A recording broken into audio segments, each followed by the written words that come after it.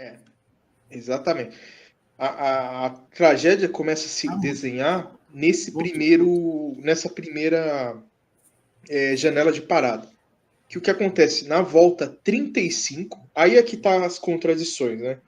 Porque falaram posteriormente que o Pierre Levegh estava cansado. Não tem como você estar cansado em 35 voltas de corrida, mesmo em Le Mans nessa época.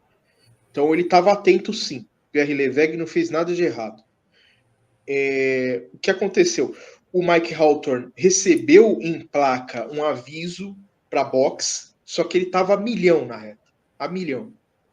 Ele, de uma vez, joga o Jaguar dele pro pit. Só que quem estava na frente, ele ultrapassa, na verdade, o Austin Hurley do piloto inglês, que eu não lembro o nome agora, que é McLean, sobrenome McLean. Ele ultrapassa o Austin Hurley, freia com tudo. Lembre-se que o freio do Jaguar é a disco, o Austin Hurley a tambor, não consegue frear, o McLean joga o carro para a esquerda. Quem vem atrás chutado é o Pierre Levegh. O Pierre Levegh, antes de bater e decolar, ainda avisa, porque quem estava vindo atrás do Levegh era o Fangio. Ele levanta a mão e avisa que está vindo um carro em direção a ele em baixa velocidade. Por causa disso, o Fangio não decolou junto. O Fangio se salvou por causa do. Para vocês verem que o Levegh estava atento. Ele não estava, como o pessoal falou, ele estava. Não estava exausto. Ele estava super atento, só que não deu tempo de ele fazer nada. Ele avisou o Fangio conseguiu se sair do acidente. Tanto que a imagem da capa aí, a pintura, é o Fangio passando sobre os escombros do Levegh. O Levegh acerta o Austin Hurley do McLean, que vira uma rampa, lança ele no público, o carro vai se destruindo, o Levegh é jogado para fora do carro, e nisso, né, o carro vira uma bola de fogo, atinge muitos espectadores, o pessoal dos bombeiros erroneamente vai com água tentar apagar o fogo, só que a carroceria do Mercedes ela é feita de alumínio e magnésio, que é aquele elétron, que a gente já explicou 1000 vezes aqui. Com a água, o fogo piora. O fogo começou a piorar, começou a pegar mais fogo ainda. Então, a situação estava caótica. Caótica, sabe?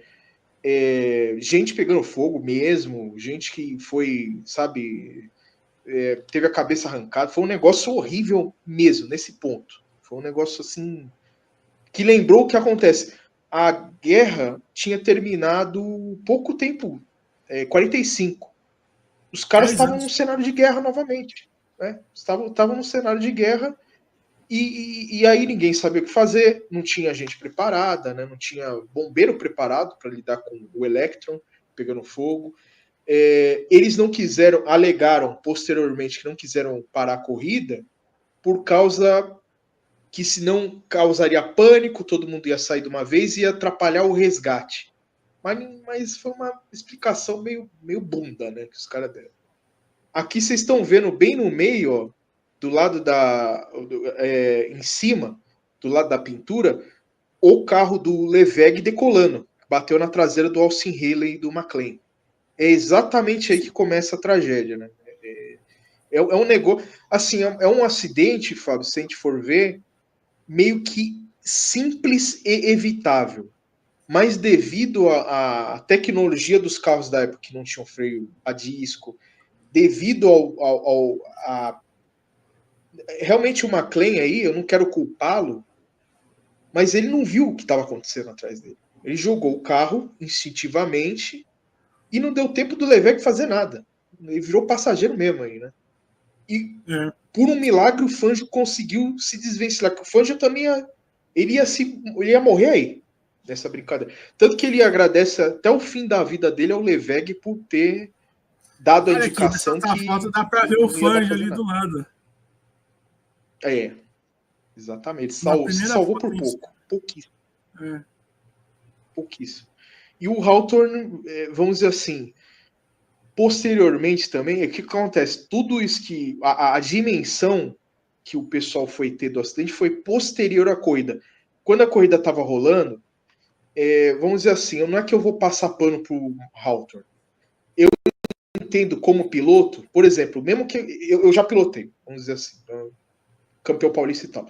Se acontece um acidente de grande proporção na pista, eu não vou perceber.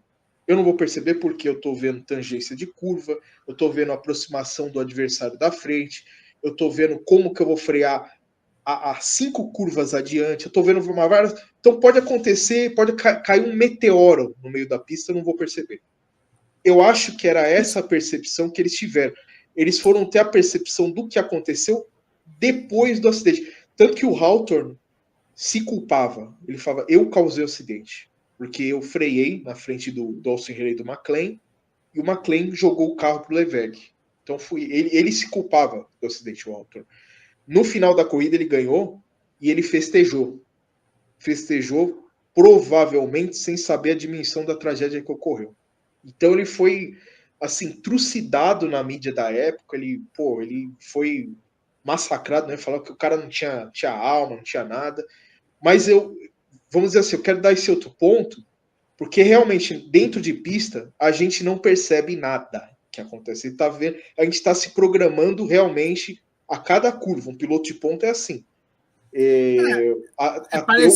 Eu vou até citar o Christian Fittipaldi. Quando aconteceu o acidente do Senna, ele relata exatamente isso. Eu não tinha proporção do que aconteceu. Né? Para mim, o Senna tinha quebrado uma perna, um braço, e eu estava tão concentrado no que eu ia fazer na minha corrida que eu não pensei nisso. A gente só foi ter a dimensão do que aconteceu depois da corrida. E é isso. Para mim, essa explicação é válida em Le Mans 55 também. O Schumacher falou a mesma coisa. Que o Schumacher foi muito criticado por muitos anos por ter comemorado, né? Também, quando ganhou a corrida, porque quando teve o acidente do Senna, ninguém falou nada na hora. Hoje, a gente vê nas imagens e tendo as informações, a gente está contaminado pelas informações da época, né? Quando a gente olha a imagem e fala assim, lá, o Senna, já estava morto e tal, né? Olha o que aconteceu. Porque assim mesmo, às vezes, na transmissão, para quem tem a F1 TV, tem a corrida inteira. Dá para você ver quando o carro do Senna para, o Senna tá mexendo no carro, mas não é ele que tá mexendo, é os espasmos do corpo, né, agonizando, né? E muita gente, o próprio Galvão, lembra, o Senna mexeu, parece que o Senna mexeu, o Galvão falava isso, né? E depois todo mundo foi ver, e o Schumacher mesmo, o documentário dele, que tinha na Netflix, não sei se está mais, ele falou que pensou em parar de correr depois daquela corrida. Porque o cara já tinha esposa, né? O cara tinha filha já tinha uma filha. E isso foi surreal, sabe? O Gustavo até brincou aqui em negócio do Renault lá. O único Renault que ele teve foi o Grand Tour, o Megane e o Grand Tour, Perua, né? E o Clio 1.0 Misericórdia. É isso aí, Gustavo. Mas ele comentou aqui, falando o mais impressionante foi a quantidade de espectadores mortos e feridos. Um show de horrores. Verdadeiramente show de horrores, parecia cenário de guerra mesmo. Porque 80 morreu na hora. Foi na hora, desviveu na hora. Agora teve. Não tinha o que fazer ao todo.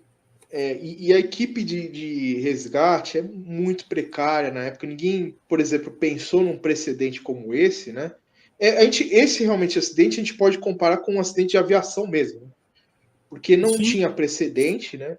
A equipe de resgate era 120 pessoas, o avião caiu. O avião caiu. E não tinha preparo, né? Nem, por exemplo, material para extinguir a chama do magnésio. Não tinha, eles não tinham material. Eles não sabiam o que fazer, né?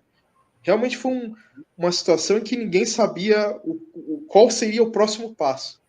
Tanto que ficou destroço na pista, né? Foi horrível. O acidente tem as filmagens, elas são muito piores que as fotos, né? Elas são realmente algo assim chocante mesmo. Assim, para quem tiver curiosidade de ver, eu postei no Instagram do Grid esse acidente e tem também um short que eu não coloquei o acidente todo, foi só relance.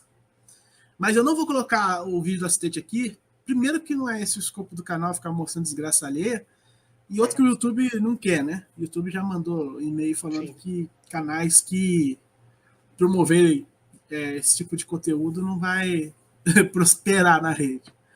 Então, eu realmente não... Eu mesmo falei pro Jorge, né? Não vou botar vídeo porque é complicado. E a Bianca falou que falou hoje sobre o sistema nervoso para o 6º ano.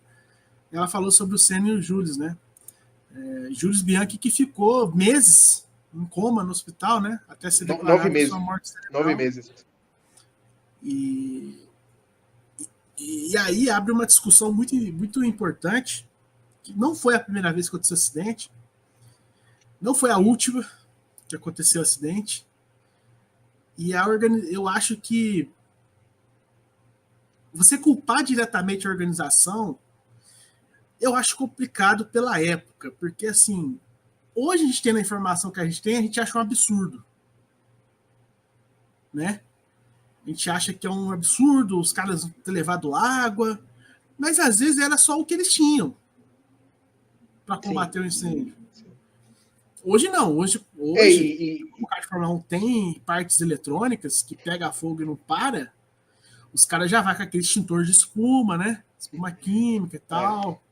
Tem toda uma preparação, mas naquela época não tinha, né? Mas eu acho que faltou sensibilidade. E também nunca teve um precedente, nunca teve algo semelhante a isso, nem próximo disso, né? Então, realmente é uma... Opa!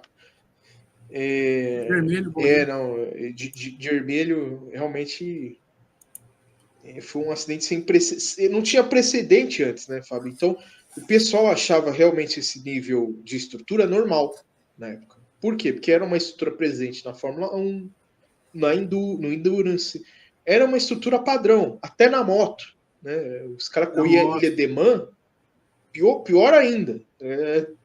3 vezes pior que isso. Então, não tinha um precedente. Engraçado assim, que Ilha de Man é assim até hoje, tá? Até porque hoje. Como corre em estrada normal, tem valeta, eles não cobrem valeta, não faz nada. Eles deixam os caras atorar.